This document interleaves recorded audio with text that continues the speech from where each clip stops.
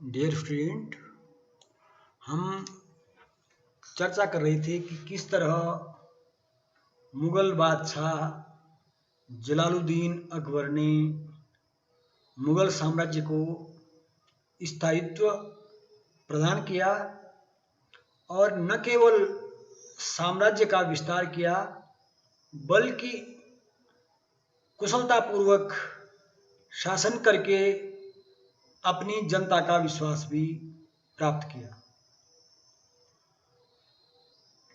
अकबर ने मुगल साम्राज्य की जो बिगड़ती हुई स्थिति थी उसको न केवल संभाला बल्कि साम्राज्य विस्तार करके एक विशाल साम्राज्य स्थापित किया। इसके अंतर्गत अकबर ने मालवा, चुनार, गोंडवाना, राजस्थान और राजस्थान में विभिन्न राजपूत राज्यों जैसे आमेर, मेड़ता, मेवाड़, रणथंभौर, कालिंजर, मारवाड़ आदि को विजय किया। साथ ही राजस्थान के अतिरिक्त गुजरात, बिहार, बंगाल और यहाँ तक कि काबुल पर भी अकबर ने विजय प्राप्त की और काबुल को अपने साम्राज्य में सम्मिलित किया। अकबर ने कश्मीर, सिंध, उड़ीसा, बलूचिस्तान इनको भी अपने साम्राज्य में सम्मिलित किया और कंधार पर विजय प्राप्त करके अपने साम्राज्य का विस्तार अफगानिस्तान तक, अफगानिस्तान की जो उत्तर पश्चिमी सीमा प्रांत था वहाँ तक मुगल साम्राज्य को फैलाया। दक्षिण भारत में अकबर ने अहमदनगर की विजय प्राप्त की और इस तरह दक्षिण पर भी अकबर ने विजय प्राप्त करके दक्षिण तक मुगल साम्राज्य को स्थापित किया। इस तरह हम देखते हैं कि अकबर ने एक विशाल साम्राज्य अपनी विजय के द्वारा स्थापित किया। मालवा पर अकबर ने जो विजय प्राप्त की तो उस समय मालवा में बाज बहादुर का शासन था। बाज बहादुर संगीत और कला का प्रेमी था और अपनी पत्नी रूपवती के साथ ही वह संगीत और नृत्य में मग्न रहता था, लीन रहता था।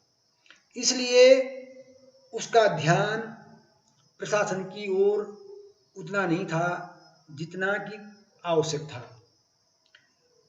इसलिए अकबर ने 1561 ईस्वी में आदम खां को मालवा पर आक्रमण के लिए भेजा और सारंगपुर के निकट जो युद्ध हुआ उस युद्ध में बाज बहादुर हार गया और आदम खां ने मालवा की संपूर्ण संपत्ति पर अधिकार कर लिया। इस आक्रमण के कारण बाज बहादुर की पत्नी रूपवती ने जहर खाकर आत्महत्या कर ली और आदम खां ने लूटी हुई संपत्ति का अधिकांश भाग अपने पास रख दिया, जिससे आदम खां से अकबर नाराज हो गया। अकबर स्वयं सारंगपुर गया परंतु आदम खां के माफी मांगने पर अकबर ने उसे माफ कर दिया। इस तरह मालवा की संपत्ति को देखकर आदम खां के मन में जो बेईमानी आई, अकबर ने उसका दंड देना चाहा परंतु आदम खां द्वारा माफी मांगने पर अकबर ने उसे माफ कर दिया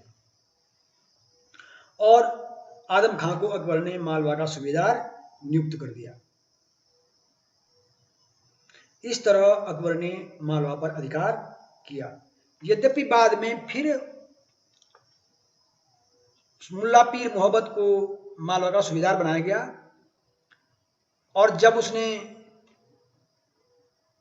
पीर मोहम्मद जब वहां का सूबेदार था तो बाज बहादुर जो उस समय भाग गया था दक्षिण की ओर, पुनः बाज बहादुर ने आक्रमण किया और बाज बहादुर को बाद में मुगल सेना ने पराजित करके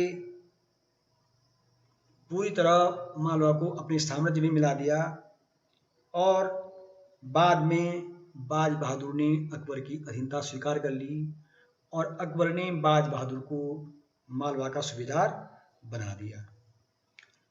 दूसरी महत्वपूर्ण विजय थी चुनार। 1561 में ही अकबर ने आदम खां को चुनार का किला जीतने के लिए भी नियुक्त किया और उसी वर्ष आदम खां ने चुनार को जीत लिया और इस तरह जो चुनार शेरशाह के समय से एक प्रसिद्ध दुर्ग था उस पर मुगलों का अधिकार हो गया। गोंडवाना उस समय हिंदू शासित राज्य था और वहां का शासक जो वीर नारायण था वो अल्पवयस्क था। वीर नारायण की माता रानी दुर्गावती उसी संरक्षिका के रूप में शासन कर रही थी। दुर्गावती एक बहुत ही साहसी और वीर योग्य शासिका थी जो कि कुशलतापूर्वक गोंडवाना का शासन चला रही थी। परंतु अकबर की जो साम्राज्य विस्तार की नीति थी, गोंडवाना को अकबर की उस विस्तारवादी नीति का शिकार होना पड़ा, जबकि ऐसा कोई कारण नहीं था कि अकबर गोंडवाना पर आक्रमण करता। केवल अकबर की जो साम्राज्यवादी नीति थी, साम्राज्य विस्तार की जो नीति थी, उस नीति के कारण अकबर नहीं चाहता था कि गोंडवाना एक स्वतंत्र राज्य के रूप में स्थापित रहे। इसलिए अकबर ने आसफ खां को गोंडवाना की विजय के लिए नियुक्त किया। आसफ खां और दुर्गावती की सेना के बीच जो युद्ध हुआ, चौरागढ़ के निकट रानी दुर्गावती ने मुगलों की सेना का डटकर मुकाबला किया, परंतु उसका पुत्र जो वीर नारायण था उसके घायल हो जाने के कारण दुर्गावती को युद्ध से हटना पड़ा और बाद में जब वो मुगलों द्वारा घिर गई तो उसने अपनी छाती में कटार घोंपकर आत्महत्या कर ली और राजपूत स्त्रियों ने जौहर कर लिया। वीर नारायण और अनेक जो राजपूत योद्धा थे वे युद्ध में मारे गए और इस तरह 1564 ईस्वी में गोंडवाना के किले पर मुगलों का अधिकार हो गया। इस विजय को अकबर के लिए एक सम्मानजनक विजय नहीं कहा जाता है। अकबर ने एक स्त्री के ऊपर जो आक्रमण किया उसको हम एक प्रशंसनीय कार्य नहीं कहा जा सकता है, क्योंकि रानी की प्रजा उससे संतुष्ट थी, उसके शासन से संतुष्ट थी। केवल अकबर की जो साम्राज्य विस्तार की नीति थी, उसी नीति के कारण गोंडवाना पर अकबर ने आक्रमण किया। अगला आक्रमण था राजस्थान पर। अकबर अपनी विस्तारवादी नीति के कारण राजपूतों को अपने अधीन लाना चाहता था। इसलिए अकबर ने राजस्थान में स्थित छोटे छोटे राजपूत राज्यों पर आक्रमण किया और उन्हें अपनी अधीनता स्वीकार करने हेतु विवश किया। इनमें कई राजपूतों ने विवाह संबंधों द्वारा अकबर की अधीनता स्वीकार की और कुछ को अकबर ने आक्रमण करके युद्ध में पराजित करके उन्हें अपने अधीन किया। आमेर का राजा भारमल, जिसे बिहारी मल भी कहा जाता है, उसने स्वेच्छा से अकबर की अधीनता स्वीकार की और अपनी पुत्री का विवाह अकबर से किया, जिससे बाद में अकबर के उत्तराधिकारी जहांगीर का जन्म हुआ। साथ ही अकबर ने भारमल के पुत्र भगवान दास और पोते मान सिंह को भी अपनी सेवा में रखा और उन्हें मुगल दरबार में मनसबदार बनाया। राजस्थान का दूसरा महत्वपूर्ण राज्य था मेड़ता। मेड़ता का जो राजा था वह मेवाड़ के शासक उदय सिंह के अधीन जागीरदार था, जो जयमल के अधिकार में मेड़ता उस समय था।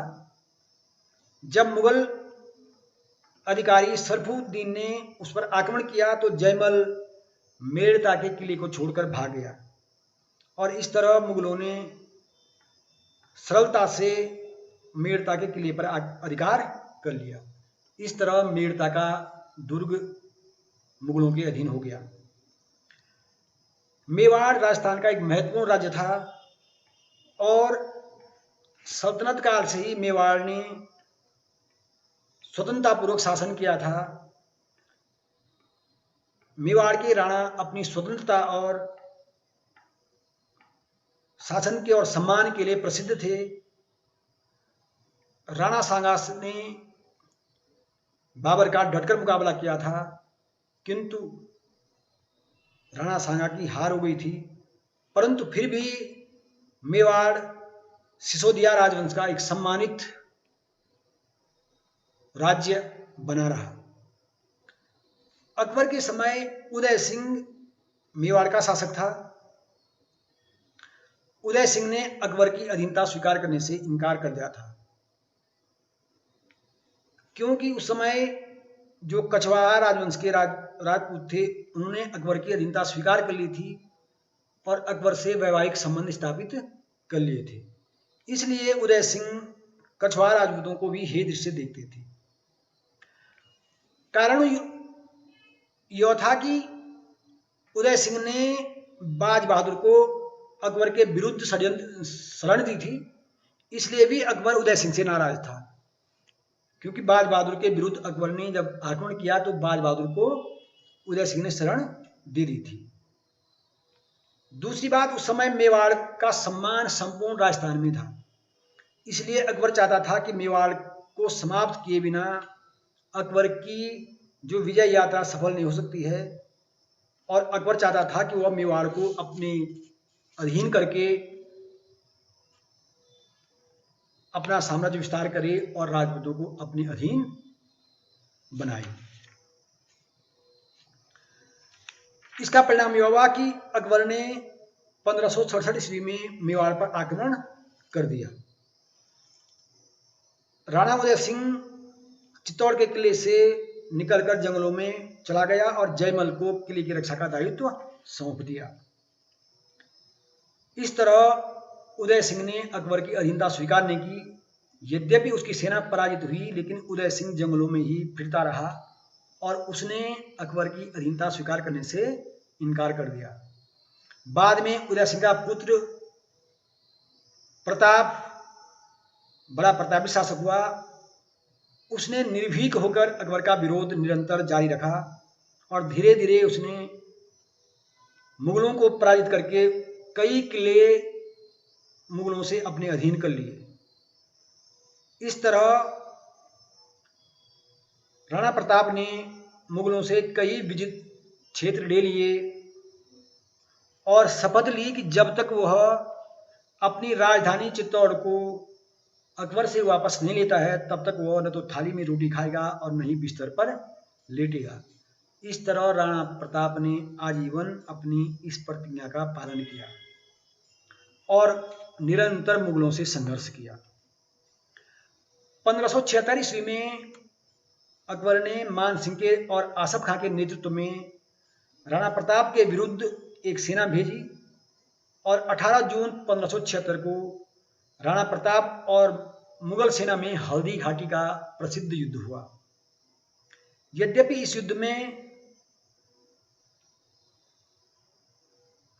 मुगल सेना बड़ी वीरता से लड़ी, साथ ही राजपूतों ने भी मुगलों का डटकर सामना किया, परंतु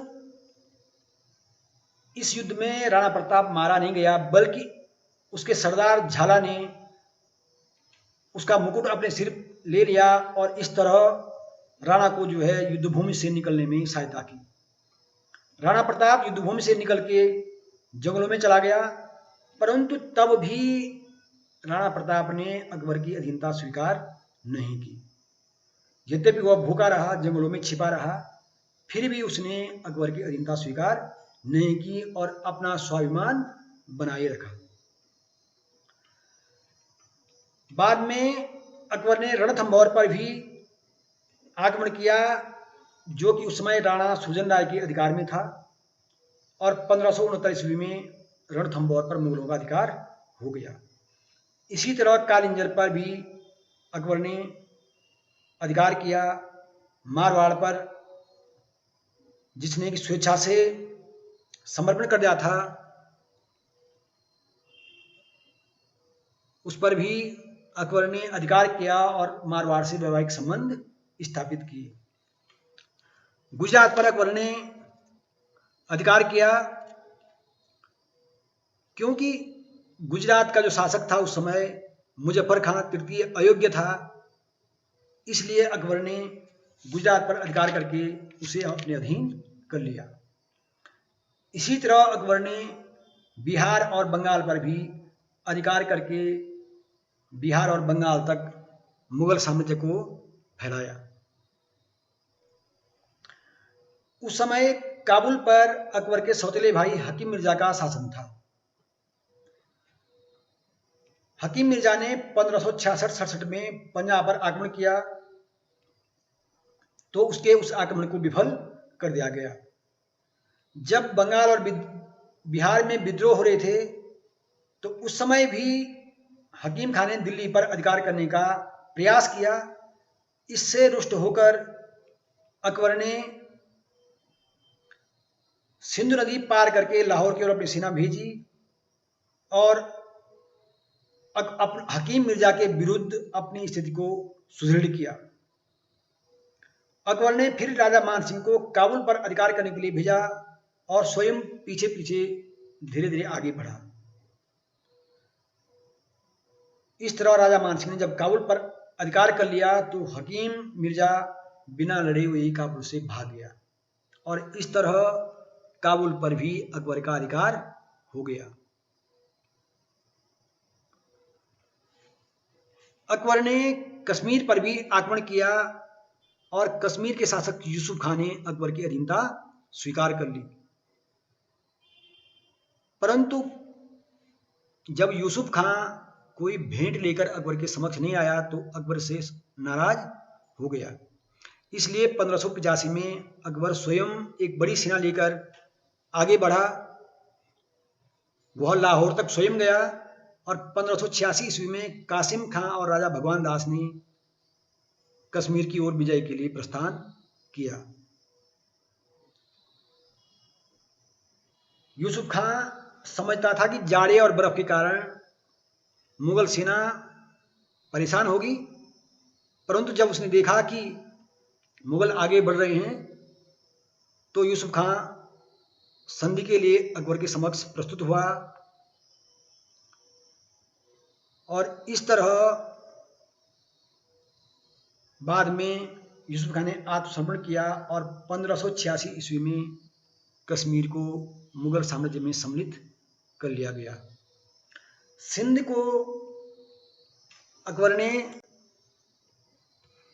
पहले अब्दुल रहीम खान खाना को सूबेदार बनाकर भेजा था। अब्दुल रहीम खान खाना जो कि बैरम खां का पुत्र था, अकबर ने अब्दुल रहीम खान खाना को मुल्तान का सूबेदार बनाकर भेजा था और उससे यह उत्तरदायित्व सौंपा था कि वह सिंध को भी विजय करे।